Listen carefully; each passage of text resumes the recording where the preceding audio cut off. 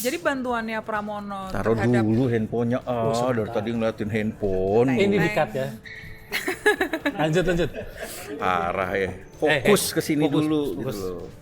Siap Bang. Tapi kenapa ya mereka sebegitu tidak inginnya mendukung Ridwan Kamil ya? sebenarnya Golkar sendiri ketika mengangkat Ridwan Kamil itu Pram ya, itu kan juga tidak sepenuh hati karena mereka ingin ya Gerindra Pram Wan ya.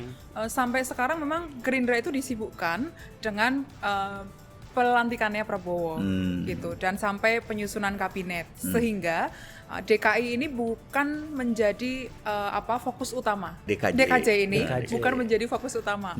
Ibu kita udah pindah ya.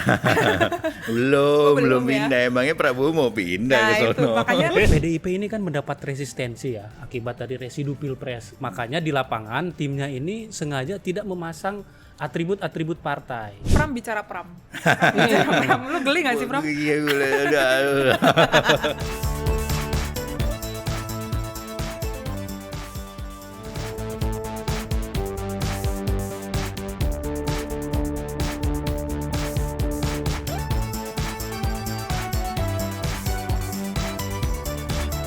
Yo, jumpa lagi bersama kami di Bocoros Politik bersama gue Stefanus Pramono. Gua Erwan. Francisca Krisirasana. Buat teman-teman yang belum subscribe, silahkan klik tombol subscribe di akun YouTube tempo.co. Dan buat teman-teman yang ingin membaca laporan Tempo, silahkan klik di link yang ada di deskripsi di bawah ini. Jangan baca dan sebarkan konten bajakan karena kami hidup dari karya. Buset, ini pakai apa iya ini? Lu dari Akmil Pram. Enggak, gue habis ketemu sama Pak Camat ini, habis naik motor kan lihat tadi gue bawa helm ya kan, Tapi gue pakai rompi. loreng ya kan. Ya ini mirip dengan nyamain menteri-menteri kabinet yang ikut di mana Akmil ya. Akmil Tapi ya. menteri-menteri kabinet pakai safari sih Pram. Safari, Lo betul. siap perang ini berarti, siap ditembak.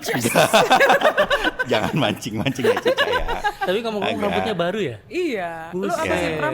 Patah hati apa gimana Gue Pram? stres sebenarnya. Kenapa? Bukan karena pemerintahan baru menghadapi presiden baru. Gue stres karena punya anak gue tuh hobinya tuh melawan pemerintah. Waduh. Kalian berdua inilah sama Hussein sama Egy. Ya. Emang lu enggak? Tapi lu Gua tidak enggak. mencoba memobilisasi Gue ya. enggak, jadi Pak Prabowo, tolong mereka inilah ya kan, bukan saya Pak. Ya tapi gue melihat ya untuk di Magelang Retreat itu sebenarnya kan kita melihat gaya militeristiknya Prabowo tuh kental ya. Ya, betul. Dan itu sudah kita bahas sebelumnya waktu pelantikan Prabowo bersama Made Supriyatma dan juga koordinator Kontras ya Dimas Bagus Arya dan kita membicarakan soal pemerintahan yang militeristik, betul Yes, kan saat betul. itu. Ya. Dan inilah menteri-menteri ini militeristik. Kalau menurut gue harusnya Prabowo itu tidak perlu lagi menjadi atau terlihat militer banget gitu ya. Karena ya biarkanlah militer berada di baraknya. Ya. Begitu juga sipil biarkanlah menjadi sipil. Jangan kemudian dicampur adukkan. Begitu dicampur adukkan ini hanya akan timbul kekacauan saja gitu ya. Kita lihatlah pengalaman sebelumnya campur aduk itu. So untuk itu gue karena menghormati loreng-loreng ya kan, menghormati. Lu nggak panas Pram? Sementara karena panas juga ya kan. Mending Gue lu memilih copot untuk dulu melepas ini ya kan. Ya kita kan juga sempat ngobrol-ngobrol ya Pram Wan dengan Ya. beberapa dosen gitu ya, dosen tata negara, ahli tata negara gitu. Kemudian ada juga beberapa pengamat. Ada perbedaan antara militer dan militerisme gitu ya. Nah, gimana Jadi, tuh bedanya, Cak? militer itu tidak buruk gitu. Bagaimanapun militer memang dibentuk sebagai satu lembaga yang otoriter gitu, karena militer memang harus otoriter. Tapi kalau militer itu kemudian dibawa sampai ke ranah sipil, militerisme itulah yang kemudian menjadi warning dalam tanda kutip, dan itu yang terjadi di 98 dulu atau di masa Orde Baru dulu gitu. Dan lu ingat nggak sih sekarang itu ada narasi-narasi yang mengarah pada ahistori Orde Baru gitu ya, romantisme Orde Baru gitu. Apakah itu akan membalikkan persepsi kita terhadap atau persepsi Gen Z, persepsi anak muda terhadap Orde Baru? Nah itu yang mungkin harus terus kita kawal gitu ya. Betul. Ya, selain gaya yang militer kan, militerisme, ada juga omongan yang membuat namanya heboh lah. Itu adalah demokrasi santun. Demokrasi santun. Kok demokrasi tapi ada syaratnya gitu loh. Harus Nggak santun. demokrasi dong berarti ya. Nah, itu dia. Ini kalau kita melihat demokrasi santun ini sudah mulai dipraktikkan sebenarnya. Salah satunya di UNR ya, yang BEM FISIP UNER itu sempat dibekukan ya. Ya. Dan itu buat gue Tempo juga menilai UNER kalian memalukan sekali ketika kemudian kalian bikin keputusan semacam ini. Iya. Ini dunia kampus, ada kebebasan akademik, di situ ada kebebasan berekspresi juga, dan disitulah kemudian ada diskusi, ada macam-macam ya, para intelektual sebenarnya. Kalian mendidik intelektual, tapi kemudian cara kalian ada benar-benar tidak intelektual UNER ini. Dan itu seperti membungkam kritik gitu ya Pak ya, Iya, membungkam kritik, dan mungkin juga tidak hanya terjadi di UNER, kita sih tidak berharap itu, tapi kan bisa diikuti, itu presiden yang kemudian bisa diikuti oleh kampus-kampus negeri mungkin Ya, yang berhubungan. kampus lu juga. Gitu. Mantan rektor sudah jadi Menko. Oh, naik ya. Iya. Lumayan Lumayan. naik. Aduh, boleh nggak Rompi tadi? Oke, main apa kita hari ini? Apa kita? Ya, yang berhubungan dengan demokrasi santun ya. Tapi Meskipun kita tidak melihat santun. kontestasi politik yang rasa-rasanya tidak terlalu santun juga belakangan. Apa itu?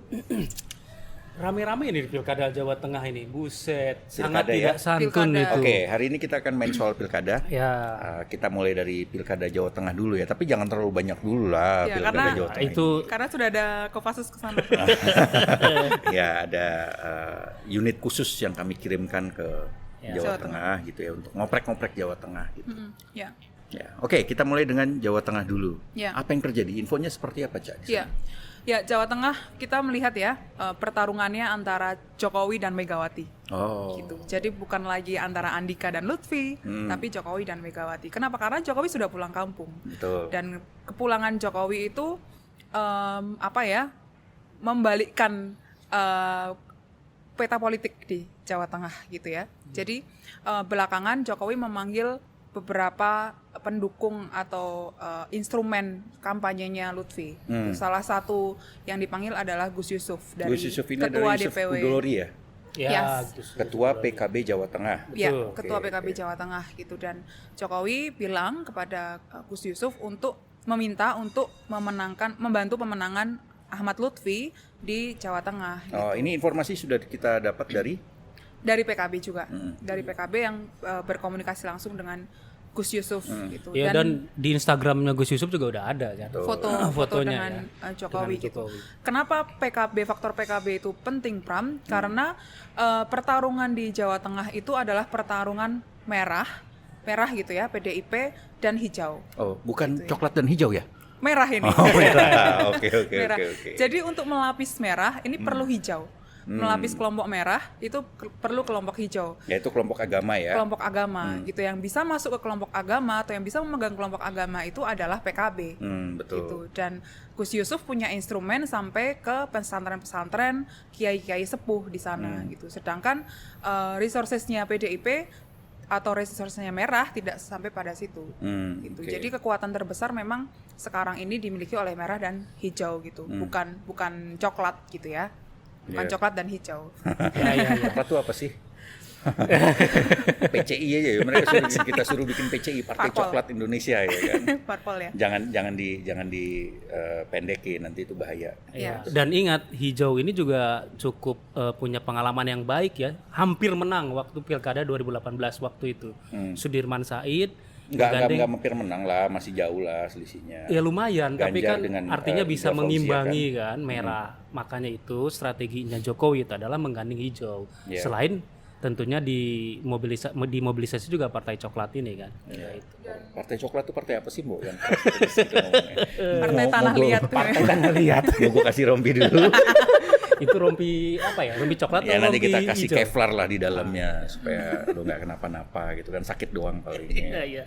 Oke. Tapi kita simpan dulu yang Jawa Tengah ini karena kan akan menarik jadi dengan Sumatera Utara kan. Ya. Ini simpan Pak. Tapi kita spill sedikit lah ya. Betul. Spill sedikit soal pertarungan Mega tadi. Jokowi sudah ya gerakannya. Nah, Mega ini langsung ke Jawa Tengah, turun langsung ke Jawa Tengah gitu ya.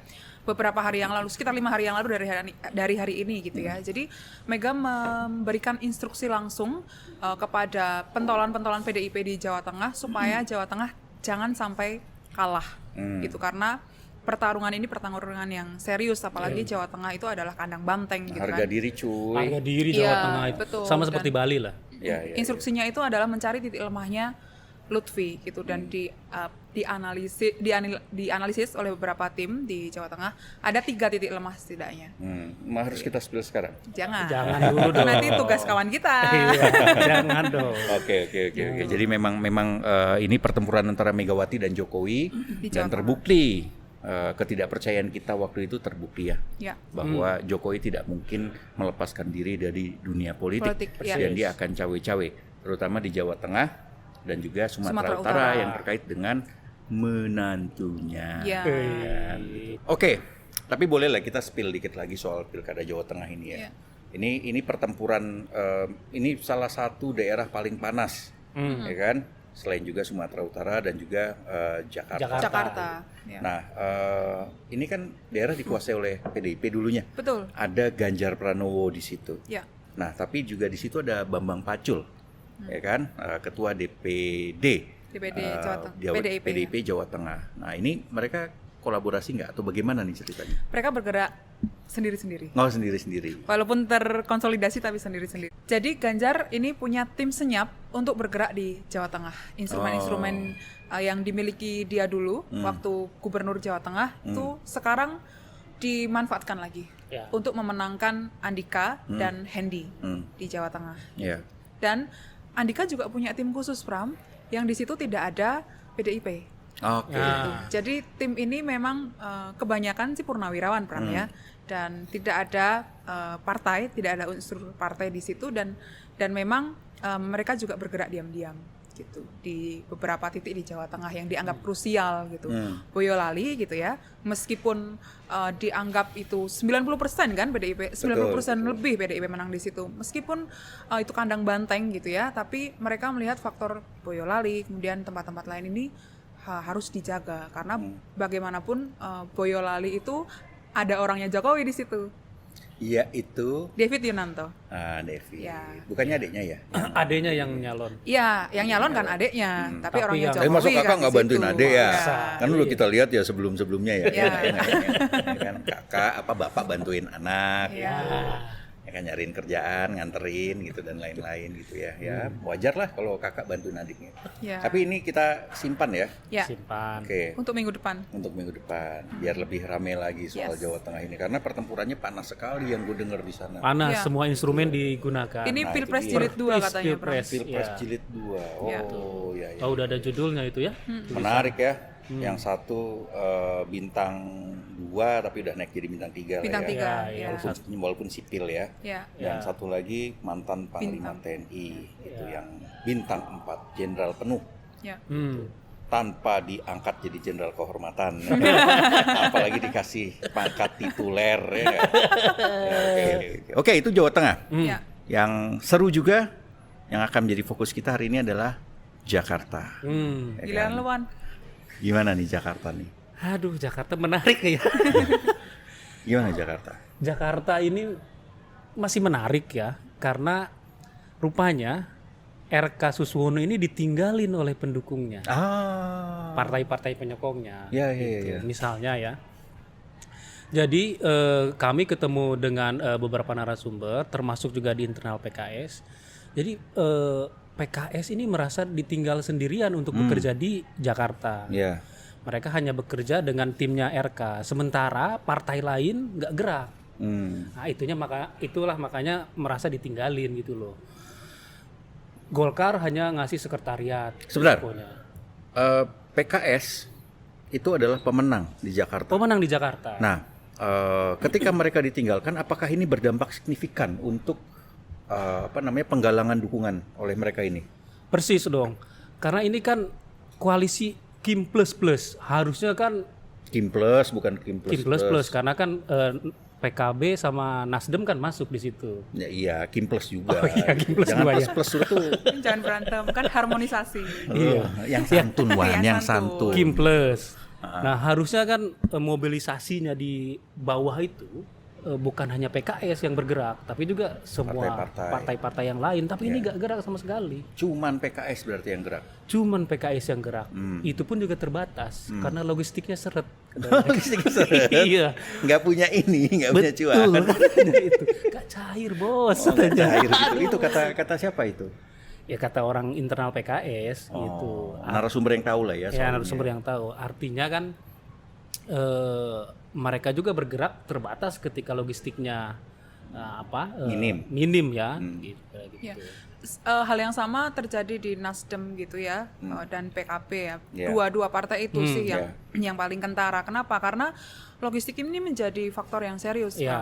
Mereka ini kan sudah habis-habisan di pileg kemarin dan pemilu begitu kan, pilpres ya, dan mereka mengeluarkan ongkos lagi atau kos lagi yang besar untuk pilkada ini kayak mau nggak mau gitu loh, Pram. Dan mereka merasa distribusi logistik dari Kimples ini tidak merata ke partai-partai, sehingga partai-partai juga ketika diminta untuk keluar resources gitu sendiri, mereka keberatan juga gitu. Pada akhirnya mereka minimalis aja, mendukung tapi minimalis gitu.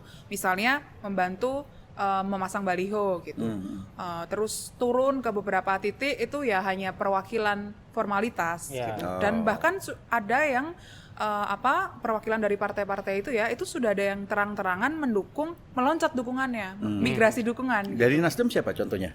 Bestari Barus dan Guruh Tirta Lunggana, yakni anaknya Haji Lulung. Almarhum. Iya. Bahkan Tirta Lunggana ini sudah membentuk relawan untuk Pramono dan Rano Karno. Gitu. Relawan khusus gitu. Menarik sih karena pertama tren membaliknya partai-partai itu terjadi setelah Pramono dideklarasikan sebagai calon gubernur DKI waktu itu. Jadi di Nasdem sendiri orang-orang dekatnya Surya Paloh itu bercerita setelah Pramono dideklarasikan, kemudian Surya Paloh telepon Pramono karena ya mereka berkawan lama kan, Pram, Wan. Lalu seseorang yang tahu isi telepon itu bicara kalau Surya Paloh menyampaikan mereka Nasdem akan mendukung Pramono. Gitu, dan men-shutdown instrumen ke bawah. Ya, waktu itu kita sudah pernah memuat ya soal mundurnya Ahmad Syahroni, ya, Bendahara Umum Nasdem, sebagai ketua tim kampanye Ridwan Kamil Suswono. Ya, dan waktu itu kan kita menyebutkan bahwa ini adalah perintah langsung dari Surya Paloh. Gitu. Dan ini ya semakin menunjukkan ya bahwa memang Nasdem ini memang nggak akan mau mendukung Ridwan Kamil dan Suswono. Gitu. Memang ada faktor lain selain logistik, Pram, ya, yakni histori proses dari pilkada pilkada Jakarta itu ya. Karena awalnya kan memang Nasdem itu mengusung Anies gitu kan, mengusung Anies Baswedan gitu. Kemudian di titik akhir ketika Anies tidak bisa maju gitu, mereka harus memilih untuk mendukung salah satu pasangan calon supaya mereka bisa mengikuti kontestasi gitu kan, ikut dalam kontestasi pilkada gitu. Kemudian mereka mendukunglah Ridwan Kamil, dan itu kan salah satu jembatan untuk masuk ke pemerintahannya Prabowo gitu. Dan ada deal-deal khusus yang negosiasi yang tidak terjadi sampai ujung gitu, atau tidak deal sampai ujung gitu, sampai akhirnya mereka kemudian merasa kecewa dan di balik layar mereka mendukung Pramono dan Rano Karno gitu, karena dianggap lebih akomodatif juga. Cak, lu kan tadi mention anaknya Haji Lulung. Nah, dia kan terkenal ya, Haji Lulungnya almarhum sendiri kan terkenal sebagai dalam tanda petik penguasa Tanah Abang. Nah, sebetulnya apa yang dilakukan oleh anaknya Haji Lulung untuk menaikkan untuk berperan lah di Pramono Anu. Sebenarnya faktor relawan-relawan yang digerakkan anaknya Haji Lulung ini cukup vital lah ya untuk pemenangan Pram. Kenapa? Karena PDIP itu kan kesulitan masuk di basis-basisnya PKS gitu ya. Termasuk di Jakarta Selatan, di Tanah Abang itu kan sebagian PKS gitu kan. Nah, anaknya Haji Lulung ini, si Tirta Lunggana ini, dia menarik beberapa sempalan dari P3 gitu ya, juga orang-orang yang sangat dekat dengan konstituen PKS gitu untuk masuk ke relawan, dan mereka melapis gitu. Jika ada konstituen PKS di situ, mereka datangi. Lalu mereka datangi juga ulama-ulama Betawi gitu ya, terus tokoh-tokoh masyarakat Betawi. Termasuk ketika Pramono masuk ke Tanah Abang dan belusukan di Tanah Abang selama 5 jam, itu yang membawa adalah Tirta Lunggana ini. Gitu. Dan Ridwan Kamil sendiri memang agak kesulitan tuh masuk ke daerah-daerah Tanah Abang tuh, karena Tanah Abang ini kan basisnya konstituennya PKS dan dulu pemilih Anies kan. Ya, betul. Gitu. Dan Ridwan Kamil ini pertarungannya lekat dengan Anies gitu loh. Rivalitasnya kencang dengan Anies dan mereka punya perspektif itu gitu atau persepsi itu gitu. Karena memang majunya Ridwan Kamil ini kan membuat juga banyak pendukung Anies kecewa ya. Betul. Karena sudah pasti ya kayak PKS deh. Ya. Banyak kadernya kan waktu itu juga kemudian kecewa sekali dengan sikap PKS yang memutuskan untuk mendukung Ridwan Kamil. Padahal sebelumnya PKS Jakarta sudah mendeklarasikan dukungan ya, sudah menyatakan lah dukungan untuk Anies. Ya, PKB juga sama, sudah menyatakan dukungannya untuk Anies kan. Lalu kemudian diminta untuk bergabung kan dengan Kim. Betul, itu. betul. Nah di PKB juga sendiri ya, sama seperti Nasdem, mereka itu nggak gerak sama sekali. Ini ada info dari orang PKB, sebetulnya mereka gerak, tapi jalan di tempat katanya. Jadi gerak di tempat aja katanya. Coba praktikin sekarang baris berbaris gitu. Oh, baris berbaris dong gitu ya. Tadi lu bisa jadi wamennya di kabinet Prabowo gitu kan. Lo ini loh, bajunya sudah biru. Oh iya. Kemeja biru. Gibranan ini. Gemoy. Iya. Ini kefufufafaan gitu ya. Ya, oke. Ya itu, jadi ya pada akhirnya mereka PKB ini gak gerak sama sekali. Intinya ya ngapain? Gue udah ngasih tiket, ya udah tiket gue aja dimaksimalkan katanya. Kira-kira kayak gitu bahasanya dari mereka ya. Gitu. PKB nggak gerak. Ada perintah nggak dari Muhaimin Iskandar ke partainya supaya tidak memenangkan Ridwan Kamil Suswono? Sebetulnya lebih ke ketua DPW Jakarta ya, Pram ya. Karena ketua DPW-nya sendiri memang sudah berkali-kali bertemu dengan Pramono Anung. Itu untuk konsolidasi. Dan Muhaimin tahu tapi membiarkan itu. Tidak ada instruksi langsung tapi Muhaimin tentu saja tahu. Gue kalau nggak percaya kalau kemudian dia tidak mendapat restu dari Muhaimin ya. Mana mungkin DPW itu berani untuk main sendiri gitu loh. Kalau ketua umumnya bisa mencopot dia kapanpun ya kan. Pasti sudah atas pemberitahuan dari pengurus partai yang di Jakarta. Dan ketua DPW PKB Jakarta ini lincah kan, sama kayak Caimin. Iya, sama-sama lincah. Mirip dulu ya berarti ya, agak-agak gitu. Kancil. Kita menyebutkan PKB itu partai kancil bersatu. Gitu ya. Lincah karena lincah, bukan karena kita menjelek-jelekan itu enggak, karena tapi memang lincah sekali. Muhaimin itu berapa tahun menjadi ketua umum kan? Dari namanya masih ketua Dewan Tanfidz itu, jadi ketua umum. Dari dulu itu kan karena kelincahannya dia. Gitu. Kekancilannya dia gitu. Caimin jangan marah lah. Kan udah jadi Menko. Setara lu sama Prata. Oke. Tadi Nasdem sudah, PKS juga sudah ya kan, terus PKB. Nah, ini juga ada informasi yang gue dengar dari PAN sendiri ya. Itu seperti apa, Wan, informasinya? Ya, PAN ini juga sama mirip-mirip ya dengan PKB dan Nasdem karena tidak mendapatkan air yang melimpah dari RK, logistik maksudnya. Logistik yang melimpah, sehingga ya jalan di tempat juga gitu loh. Jadi tidak banyak yang dilakukan oleh mereka. Dan kita tahu ya, Ketua Umum PAN Zulkifli Hasan ini banyak dibantu oleh Pramono ya ketika di kabinet maupun juga masuk ke kabinet waktu itu. Dan artinya dulu Pramono Anung ini yang membantu. Ya punya sejarah lah yang baik, hubungan yang baik dengan Julhas ya, Pramono ini. Dan dalam beberapa waktu terakhir mereka ini berinteraksi antara Pram dengan Julhas ini. Soal apa isi interaksinya itu? Apa interaksinya ya? Julhas mendukung Pramono yang sebagai menjadi calon gubernur Jakarta saat ini. Oke, gue tambahin tadi Wan ya. Jadi bantuan Pramono ya terhadap menteri-menteri sih sebetulnya, termasuk kepada Julhas. Ketika Pramono menjadi Seskap dulu itu sebetulnya lebih ke mengatur jadwal Jokowi kan, dan Julhas sebagai Mendak waktu itu seringkali dibantu untuk dijadwalkan untuk bertemu dengan Jokowi. Jadi ada interaksi lama ketika Pramono menjadi Seskap dan Julhas waktu itu menjadi Mendak.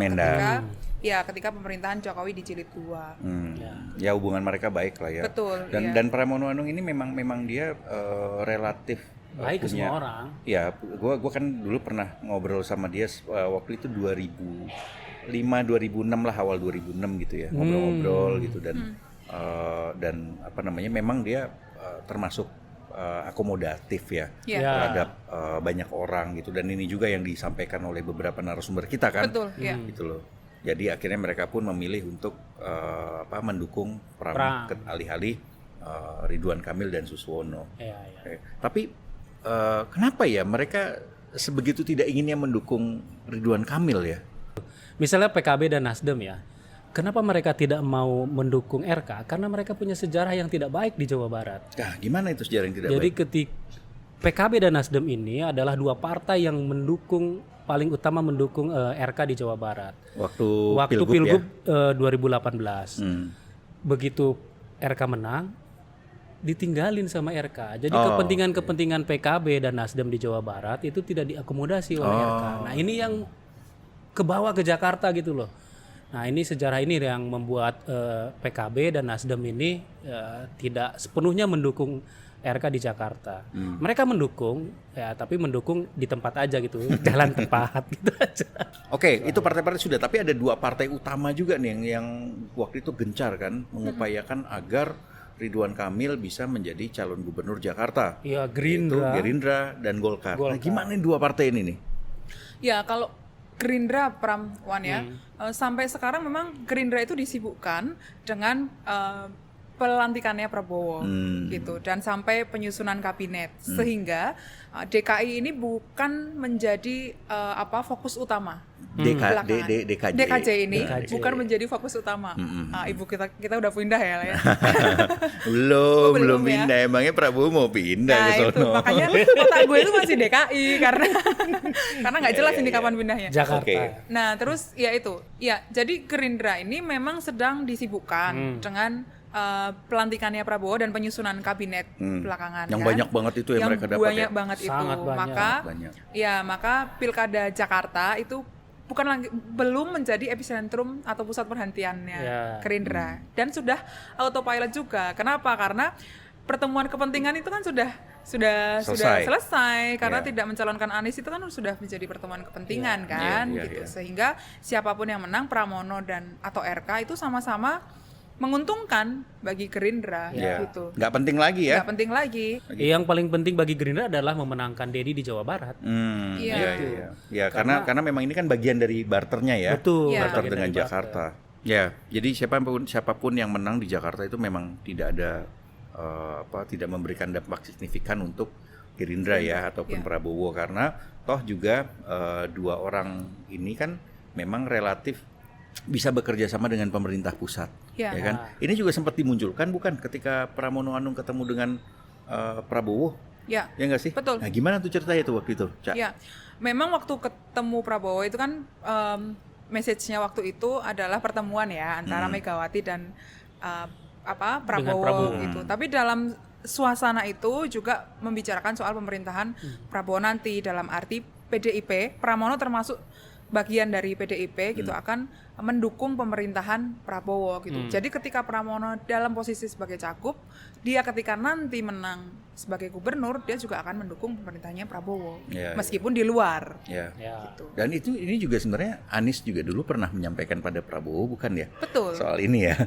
Karena kan dia kan ada kekhawatiran waktu itu dijegal sehingga tidak bisa masuk dan tidak bisa menjadi calon gubernur, sehingga kemudian dia berkontak dengan Prabowo lewat video call waktu itu kan. Betul. Dengan jembatannya adalah Sufmi Dasko Ahmad, Ketua Harian Gerindra, dan di situ ya ada pembicaraan ya, tapi belum ada pembicaraan lebih jauh ya waktu itu ya. Iya, dan Anies kan dianggap sebagai ancaman terbesar bagi Prabowo ketika nanti di 2029 Prabowo akan maju lagi.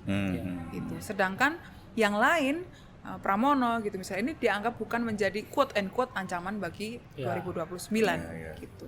Ya, sebenarnya masih lama lah, biarin aja, kenapa sih orang sudah mau pasang jadi kuda-kuda. Iya, tapi harus dipersiapkan dari sekarang karena kalau Anies dikasih panggung di 2024 itu akan mengancam 2029 gitu. Makanya betul. Cukup sampai Anies tidak maju menjadi calon gubernur Jakarta. Bagaimana dengan Golkar sendiri yang di situ sebenarnya Ridwan Kamil menjadi wakil ketua umum. Ini bukan jabatan main-main loh. Betul. Orang nomor sekian yang terkuat di partai itu diberi posisi wakil ketua umum.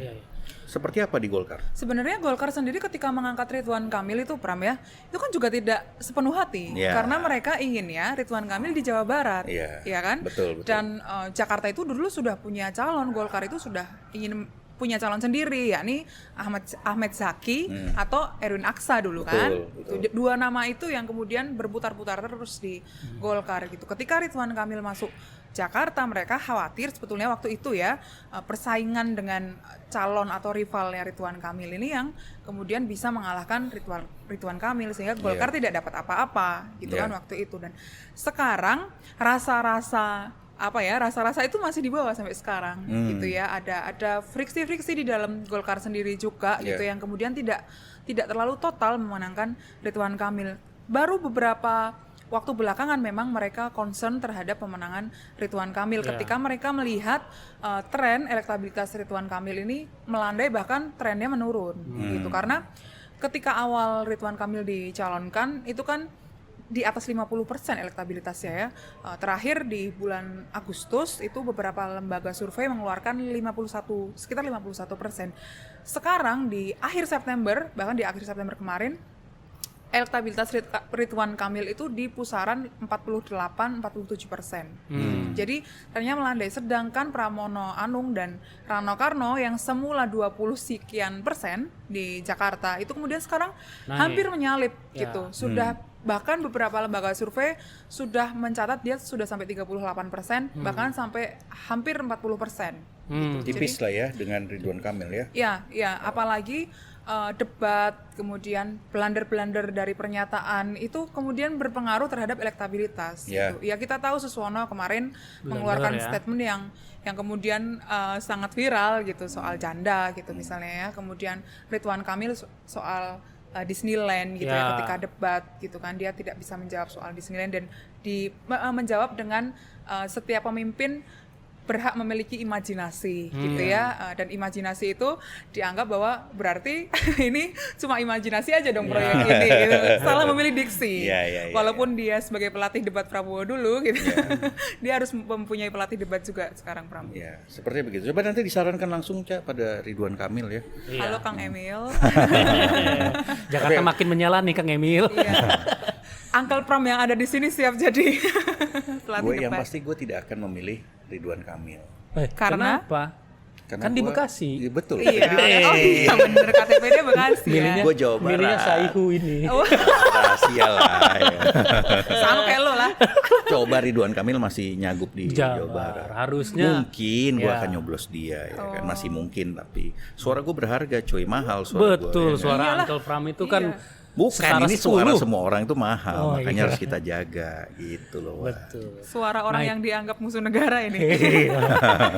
Enggak Pak Prabowo ya kan, ini musuh negara ini sebenarnya di sini ya kan. Saya hanya nerima limpahan dari mereka kok. Kita ini prajurit doang. Oke, RK sudah kita bahas. Sekarang Pramono Anung sendiri seperti apa? Kenapa kemudian elektabilitasnya bisa naik dengan dalam waktu cepat?